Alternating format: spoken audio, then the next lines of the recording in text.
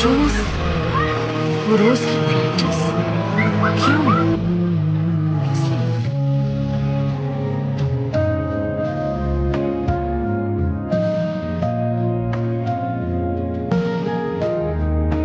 आज भी क्या मस्त खेला है तू। सच्ची? अरे हाँ, एकदम मस्त। थैंक यू यार। It's okay. मेरा दोस्त सूरज वो शूज नहीं खरीद सकता, इसलिए मैं अपने शूज रोज सूरज को देता था।